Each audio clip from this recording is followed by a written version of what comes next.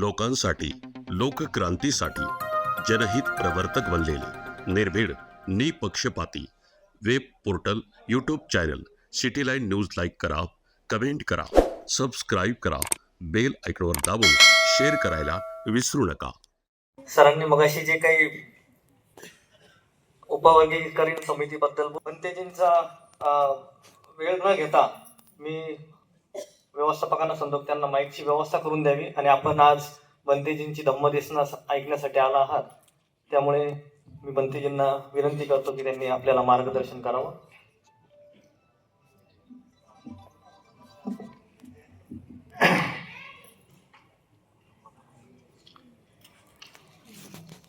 ठीक आहे, okay, thank you.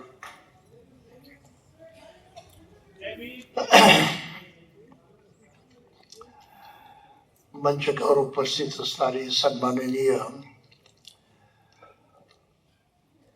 वैद्य साहेब, मोहनभाऊ अडांगळे आणि प्रेक्षकांमध्ये उपस्थित असणारी बरीच मान्यवर मंडळी, आपणा सर्वांना अभिवादन करून मी आपल्या पुढे काही निवेदन करण्यासाठी म्हणून उपस्थित आहे.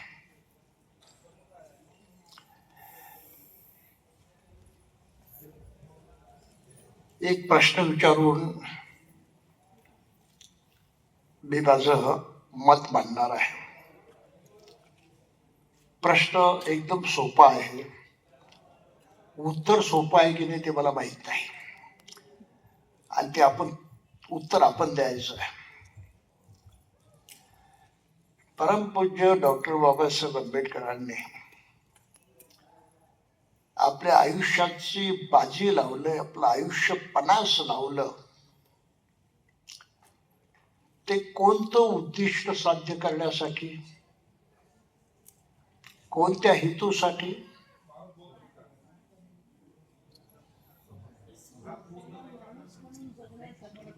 मोठा प्रश्न आहे. त्यांनी आपलं आयुष्य पणास लावलं, ही गोष्ट लक्षात घ्या. किमान 2 उद्दिष्ट पक्के आहेत की या देशामध्ये इथल्या राहणाऱ्या माणसाला मनुष्य म्हणून सुखानं जगायचं असेल तर या समाजामध्ये परिवर्तन झालं पाहिजे. हा समाज बदलला पाहिजे. आणि परिवर्तन न होण्याचं मुख्य जे कारण होतं ते बाबासाहेबांनी पक्केपणे जाणलं. ते असं की मनुष्य आपल्या मनाच्या साह्यानं जगत असतो. मनात जे येईल, मनाला जे पटेल, मनाला जे वाटेल तसं वागत असतो, जगत असतो. आणि या मनाची जडणघडण मोठ्या नाना प्रकारच्या गोष्टींनी झालेली असते. त्यामध्ये अज्ञान ही फार मोठी भयंकर गोष्ट आहे. हे अज्ञान माणसाला अज्ञान म्हणून कळतच नाही, इतकं ते हे भयंकर आहे. आणि ते बाबासाहेबांनी नेमकं हेरलं, जाणलं की या देशातल्या माणसाचं अज्ञान कोणतं आहे. मी माणूस आहे, मनुष्य म्हणून जगणं मला योग्य आहे, हेच त्याला कळत नाही. तो स्वतःला माणूस म्हणून ओळखत नाही आणि ज्यांच्या बरोबर राहतो त्यांना तो माणूस म्हणून ओळखत नाही. माणसाला माणूस म्हणून न जाणणं, न ओळखणं यापेक्षा भयंकर दुसरं कुठलंही अज्ञान नाही.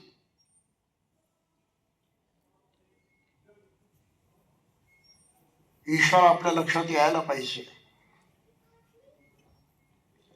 की माणसाची ओळख पुसून टाकायची, त्याचं माणूसपण झटकून टाकायचं. यासाठी जे काही मानसिक युक्ती वापरलेली आहे, मानसिक कार्यक्रम वापरलेला आहे, मानसिक संस्कार वापरलेला आहे, त्याचं नाव आहे जातीभेद. भारतातला जातीला मानणारा प्रत्येक मनुष्य समोरच्या माणसाकडे हा माणूस माझ्यासारखा आहे, मी त्याच्यासारखा आहे या नजरेनं पाहत नाही. सुरुवातीला पाहतो आणि मग ओळख झाली, नाव विचारलं, जाणून घेण्याचा प्रयत्न केला आणि त्याला जातीचं नाव कळलं की लागली त्याची मानसिकता पूर्णपणे बिघडून जाते आणि समोरच्या माणसाला तो माणूस समजत नाही. माणसाला माणूस न समाजाचा हा दुर्धर रोग, हे महाभयंकर अज्ञान बाबासाहेबांनी अचूकपणे जाणलं आणि या देशामध्ये काय केलं पाहिजे, माणसाला माणूस म्हणून जगण्यासाठी सक्षम केलं पाहिजे. म्हणून या देशाला एक दुर्धर आजार झालेला आहे, महारोग झालेला आहे, तो आहे जातीचा. आणि या जातीचं निर्मूलन केल्याशिवाय, त्याच्या मनातून ती उखडून टाकल्याशिवाय तो माणसात येणार नाही. म्हणून जातीभेदाविरुद्धची लढाई, त्याचं नामोनिशान मिटवण्याचं कार्य बाबासाहेबांनी अंगीकारलं आणि आपलं सारं जीवन त्यासाठी अर्पण केलं. हे बरोबर आहे की चूक आहे? अनायलेशन ऑफ कास्ट, जाती निर्मूलन, हे पुस्तक साक्ष आहे. आपण जाणकार आहात, वाचक आहात, समजदार आहात, आणखी खोलात जाण्याची गरज नाही. जाती भेद निर्मूलन करून माणसाला माणसात आणणं, यासाठी बाबासाहेबांनी आपलं जीवन अर्पण केलं, पणास लावलं. जाती नष्ट केल्या तर तो माणसात येईल कसा? माणूस बनणे सोपं नसतं बरं. एक प्राणी म्हणून तो जन्मास येतो आणि मनावरती जसे संस्कार घडतील तसा जगतो. त्या माणसाला त्या जगण्याची दिशा आणि आपण माणूस असण्याची परिस्थिती ही कळली पाहिजे, समजली पाहिजे. जोपर्यंत ते कळणार नाही तोपर्यंत तो माणूस बनू शकत नाही.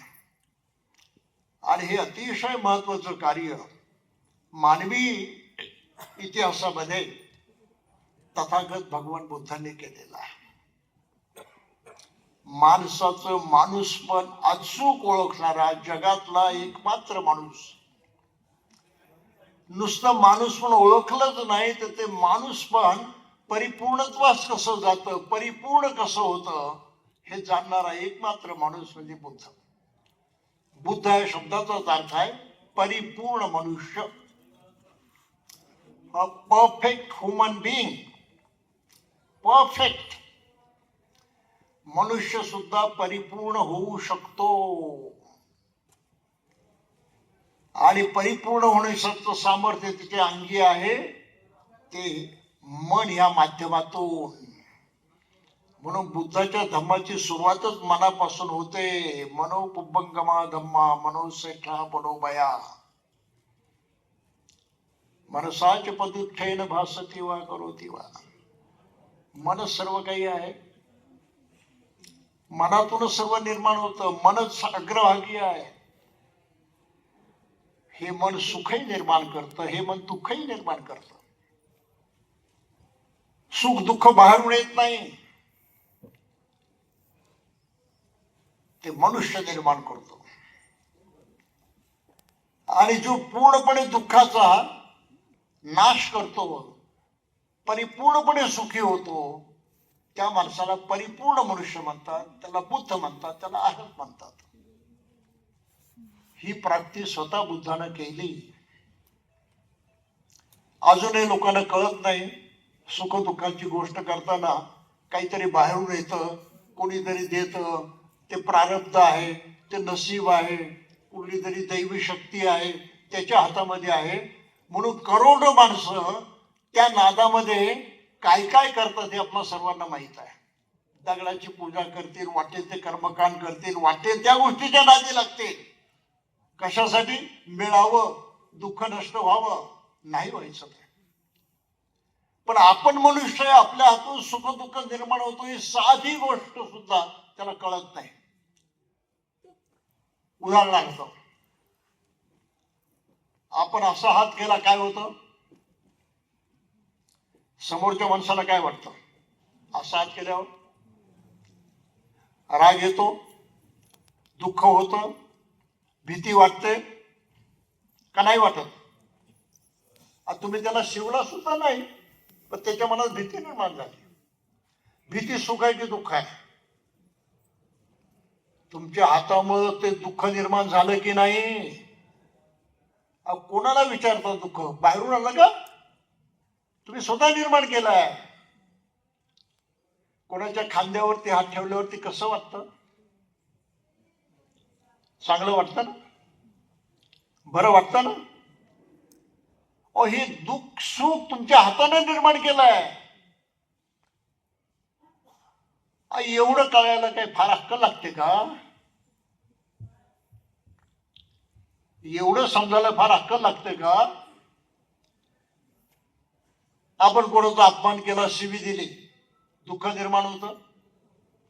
आपल्याला माहित असतं की अपमान केलं, शिवी दिली की त्याला वाईट वाटेल, दुःख निर्माण माहित असतं आपल्याला. पण आपण कबूल करत नाही, समजत नाही. आपण गोड बोललो, प्रेमानं बोललो, सुख होतं, तेही आपल्याला माहित आहे. कोणाच्या बद्दल वाईट विचार केला तर दुःख होतं, चांगला विचार केला तर सुख होतं. हे मनाचे खेळ आहेत. आणि मन सर्व काही निर्माण करू शकतो हे सांगणारा जगातला एकमात्र मनुष्य म्हणजे बुद्ध. म्हणून या देशातल्या माणसाचं मन जर बदलायचं असेल, त्याच्या हातून जे वाईट घडतं ते वाईट घडण्याचं जर थांबवायचं असेल तर त्याला बुद्धाच्या शिवाय दुसरा पर्याय नाही. म्हणून बाबासाहेबांनी आपल्या जीवनाचं ध्येय ठरवलं, भारत बौद्धमय करण्याचं. ह्या दोन गोष्टीसाठी बाबासाहेब जगले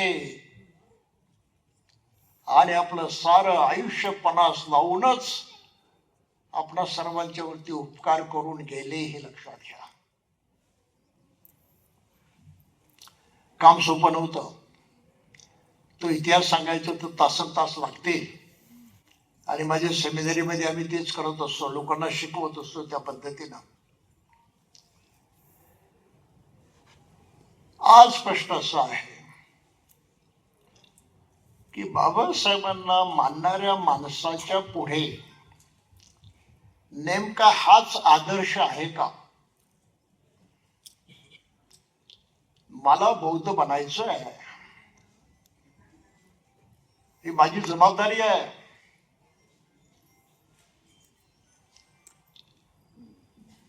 बाबासाहेबांनी आदर्श समाजाची कल्पना मांडलेली आहे.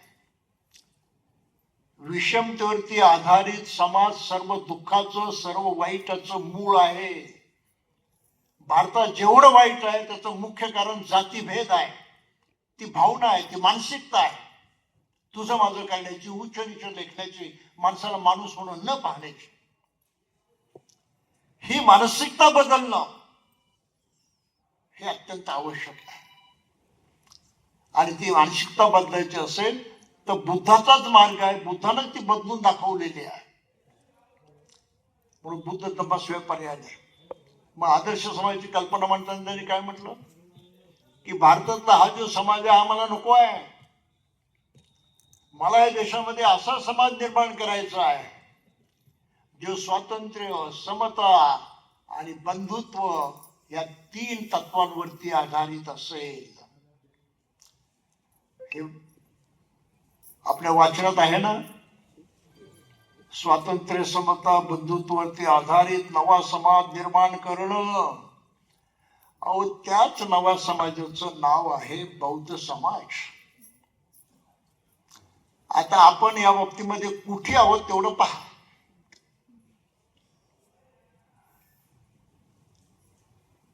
बौद्ध म्हणून प्रत्येक मनुष्य किती स्वतंत्र आहे आपल्या घरात किती स्वातंत्र्य आहे, आपल्या समाजात किती स्वातंत्र्य आहे, ज्यांच्या बरोबर वावरतो त्यांच्यामध्ये किती स्वातंत्र्य आहे, हा मोठा विषय आहे. एवढ्या वरवरच्या गोष्टी तो कळणार नाही, पण आपला जो वेळ नाही म्हणून त्यामध्ये जाणार नाही. आपण लोकांना अडवतो, नाडवतो, पिडवतो, सर्व काही करतो. स्वातंत्र्य गेला अडवण्यात, नाडवण्यात, पिडण्यात. आणि समाजामध्ये चालू आहे ना, आपण म्हणतो एकमेकांचे पाय खेचतात लोक, चालू आहे ना. वेळच्या वेळी मदत करत नाही, चालू आहे ना. ही स्वातंत्र्याची हत्या आहे. समतेचं काय, तोही मोठा विषय आहे, त्याच्यामध्ये खोलात जाण्याची आता वेळ नाही आपल्याला.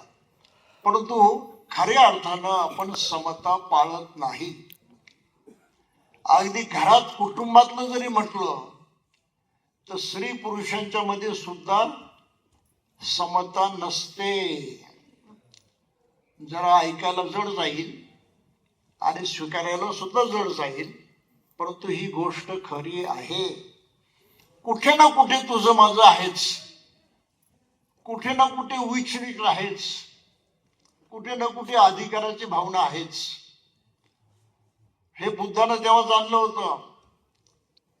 म्हणून एका सूत्रामध्ये, शिगाल सूत्रामध्ये ग्रहस्थांना उपदेश करताना त्यांनी सांगितलं होतं, विवाह करणाऱ्या माणसाचं त्या स्त्रीचं आणि पुरुषाचं नातं कसं असावं. तो एक करार आहे आणि त्या करारामध्ये होणाऱ्या पतीला आपल्या पत्नीला वचन द्यावं लागतं आणि पत्नीनंही पतीला वचन द्यावं लागतं. त्यातली पतीची 2 वचनं फक्त मी तुम्हाला इथे सांगतो. तव सम्माननाय, त्या वरानं होणाऱ्या आपल्या पत्नीला, वधूला वचन द्यायचं असतं, मी तुझा सन्मानच करील. पण तिथेच बुद्ध थांबले नाहीत. त्यांनी लागली दुसरंही तत्व सांगितलं की मी तुझा अपमान करणार नाही. ही समता आहे.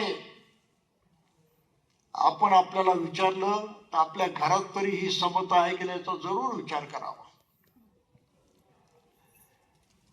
अति महत्वाची गोष्ट आहे.